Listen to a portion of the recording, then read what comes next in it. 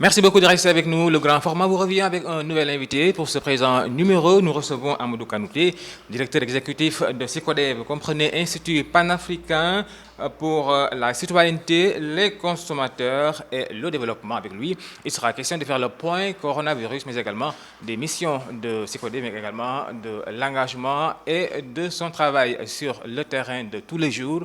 Monsieur Kanouté, bonjour. Bonjour, M. Ba. Vous allez bien? Alhamdulillah, je rends Alors, grâce à comment Dieu. avez-vous vécu ou comment vivez-vous le contexte coronavirus actuellement avec le travail de tous les jours? Difficile, ça nous a obligés à changer nos méthodes de travail, mais aussi de manière plus large, ça nous a obligés à relire, à faire une autre lecture de nos valeurs spirituelles, culturelles, économiques et tout ce en quoi nous croyions et qui déterminait pourquoi on se battait, ce virus nous a obligés à les revivre. Sur le plan du travail, on a dû passer un peu comme tout le monde en système de télétravail.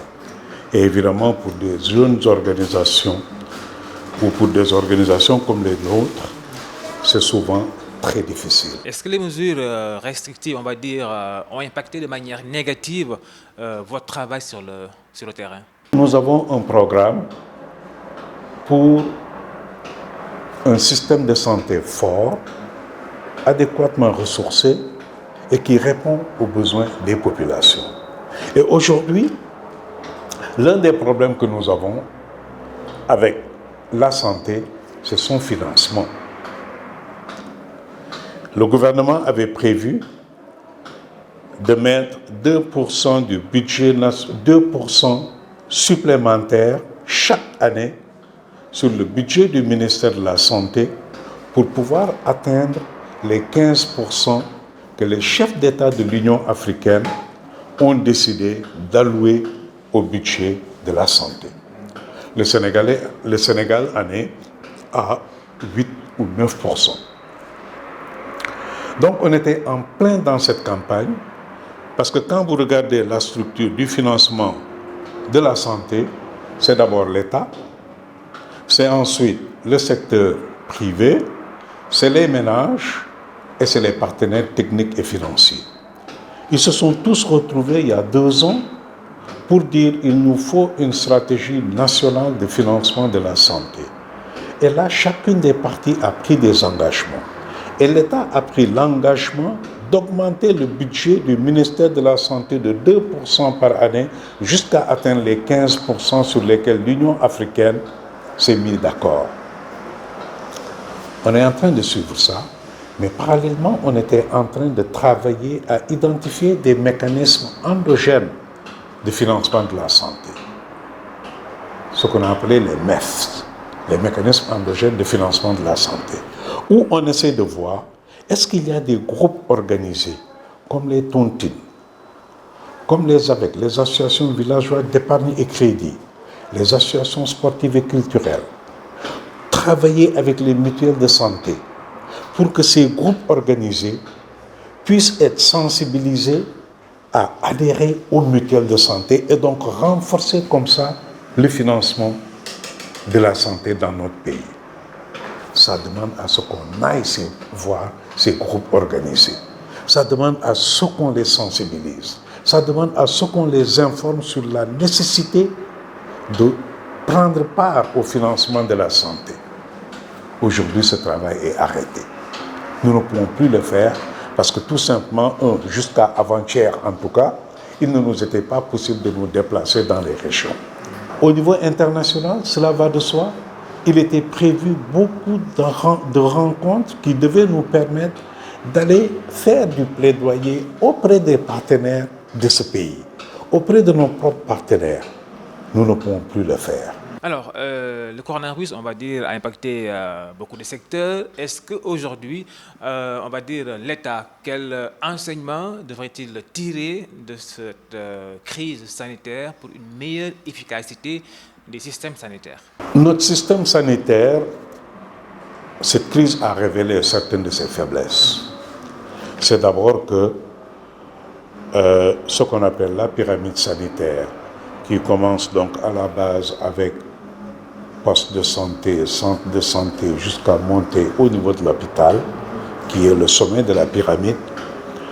Cette crise a révélé que, aujourd'hui, le choix qui avait été fait de privilégier le sommet de la pyramide s'est retourné contre nous. Alors que nous avions mis en place beaucoup de structures ou des formes de regroupement, comme les relais communautaires, qui aujourd'hui, s'ils avaient été maintenus, renforcés, on aurait pu gérer au niveau de la base beaucoup de cas qui n'auraient pas eu besoin de remonter jusque dans les structures sanitaires les plus élevées de la pyramide.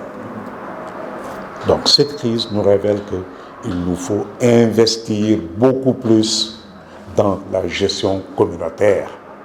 Tout le débat aujourd'hui, c'est ça.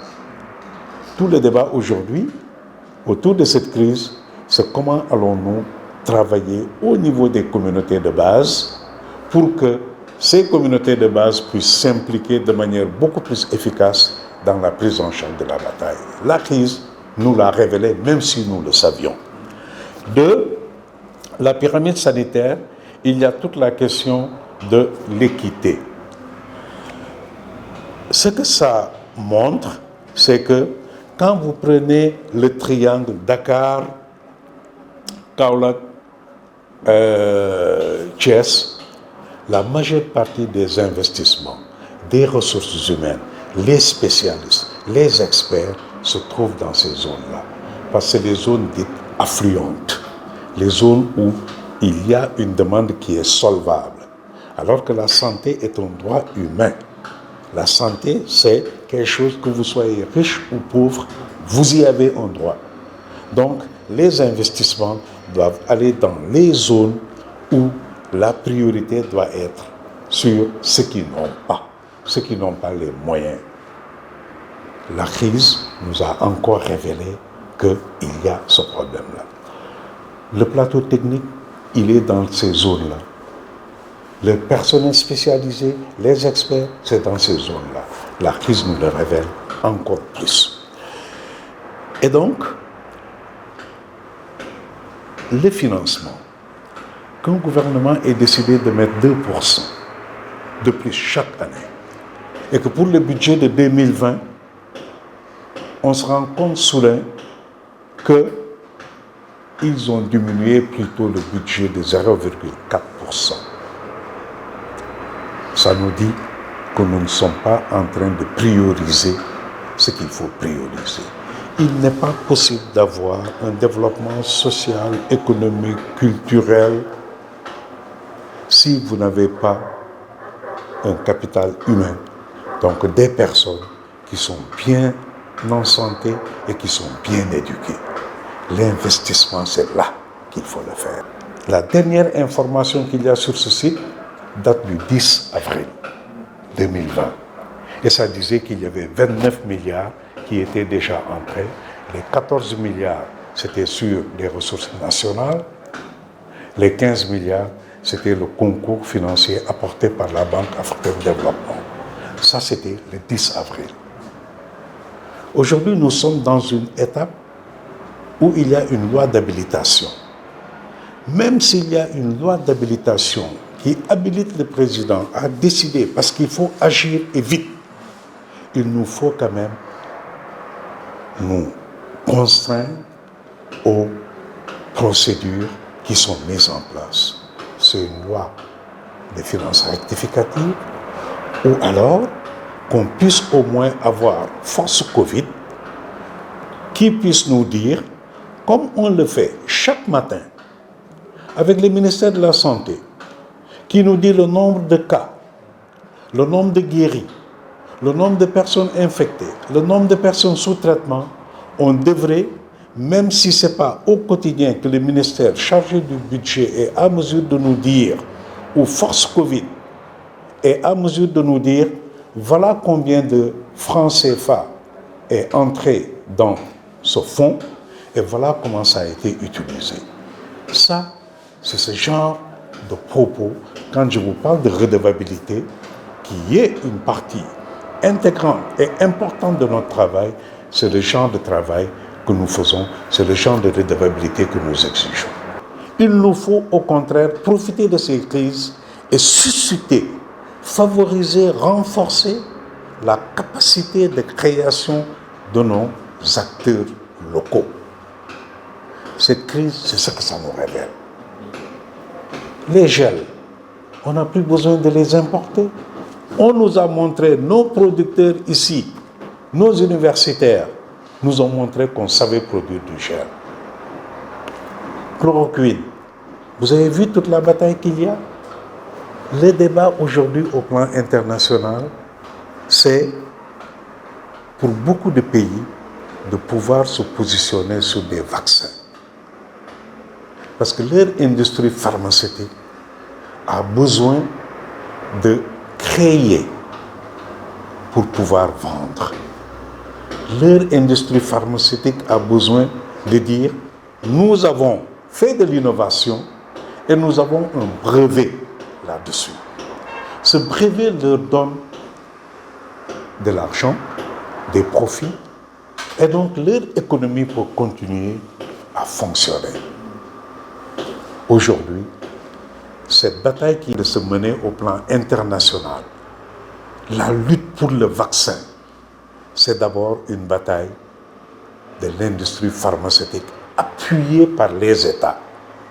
C'est d'abord une bataille politique pour certains présidents qui ont besoin d'aller vers des élections en pouvant montrer aux populations qu'ils ont maîtrisé cette pandémie-là. Nous ne devons pas tomber dans ce jeu. Gardons la tête froide. Imaginons nos solutions locales. Faisons en sorte que dans cette bataille qui est en train de se mener au plan international, positionnons-nous sur nos capacités locales. Et les chefs d'État qui peuvent se donner de la force mutuellement, quand un pays dit « j'ai trouvé telle chose », qu'on résiste à la pression de l'industrie pharmaceutique et des pays qui peuvent avoir un intérêt à ce que l'on ne développe pas tel médicament. La chloroquine n'a plus d'intérêt pour l'industrie pharmaceutique parce que c'est tombé dans le domaine public. L'industrie pharmaceutique ne va pas gagner de l'argent avec la chloroquine. Mais elle est efficiente. Ça ne coûte pas cher et ça peut soigner. Mais ça rapporte peu à l'industrie pharmaceutique qui a besoin de pouvoir dire on a de nouvelles molécules. C'est ces nouvelles molécules-là qui peuvent soigner la COVID-19. Pouvons-nous nous positionner en faisant en sorte que tout le monde dise aussi tel médicament qui est fabriqué au Togo, qui est fabriqué à Madagascar, qui est fabriqué au Sénégal ou dans d'autres pays africains, donnons-leur la force pour qu'elles puissent entrer dans la bataille avec l'industrie pharmaceutique au plan international. Voilà tout ce que la crise nous révèle.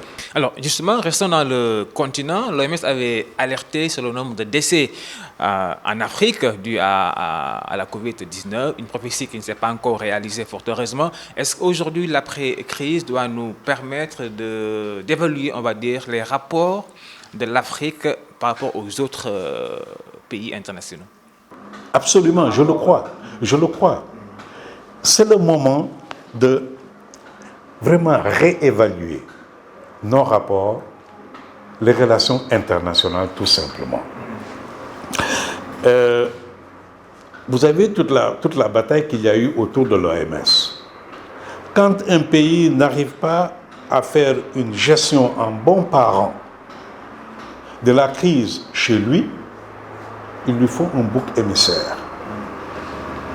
Et évidemment, le bouc émissaire le plus approprié, le mieux désigné, c'est tout de suite l'organisation qui, au niveau mondial, était censée nous dire telle crise va arriver, voilà comment on doit s'y prendre, ainsi de suite. Quels que soient les jugements qu'on peut porter, il faudra qu'on puisse encore une fois garder la tête froide et ne pas jeter le bébé avec l'eau du bain. L'OMS a sa place dans notre système. L'OMS, c'est un cadre démocratique, enfin, on le veut démocratique, que les décisions qui s'y prennent sont des décisions qui sont discutées entre les chefs d'État. C'est au moins un cadre où le multilatéralisme est encore de rigueur. Quelles que soient les failles qu'il y a là-bas, c'est un cadre dans lequel tout le monde peut s'exprimer. Donc, veillons à garder la tête froide et à ne pas jeter l'OMS, le bébé, avec l'eau du bain. D'ailleurs, même s'ils ont fait des décisions, s'ils ont pris des décisions à la va-vite, regardez le cas de la chloroquine, où il y a eu ces va-et-vient, ces revirements, ainsi de suite. Ça peut prêter à confusion, ça peut nous amener à nous poser des questions sur l'OMS, mais c'est des tensions dans toutes les organisations internationales. C'est comme ça que ça fonctionne. C'est comme ça que ça fonctionne, mais les pays africains, ici, ça a été extraordinaire si vous voyez combien les pays africains se sont ligués pour dire il nous faut continuer à supporter l'OMS. Quand l'OMS a dit nous ne sommes pas, nous retirons notre accord que nous avions donné à la chloroquine, des pays comme le Sénégal ont dit nous continuons avec notre protocole. Il nous faut saluer ce genre de réaction. Il nous faut vraiment tirer le chapeau à notre corps médical qui a pris ses responsabilités. Face à des institutions comme l'OMS, en tant que pays, en regardant essentiellement nos intérêts, la chloroquine ne coûte pas cher et permet aujourd'hui, on est entre 50 et 60% de taux de guérison. Écoutez les statistiques officielles.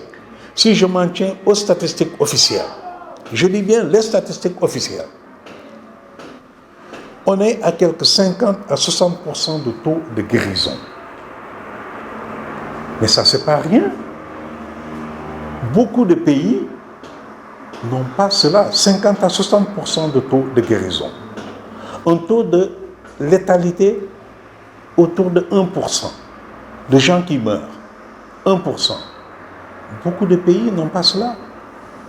Donc, fort de ces informations, que notre corps médical ait décidé de dire nous avons fait notre choix sur l'hydroxychloroquine et nous allons poursuivre cela, il y a de quoi être fier.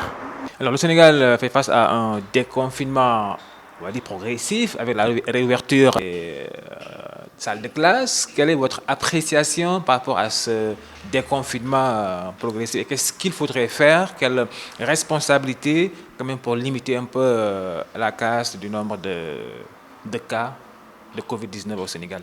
Une pandémie est très difficile à gérer. Ça vient par surprise, même si le Sénégal peut dire nous avons pu capitaliser sur notre expérience de Ebola. Nous avons capitalisé sur cela, c'est pourquoi tout à l'heure je vous ai parlé du COUS.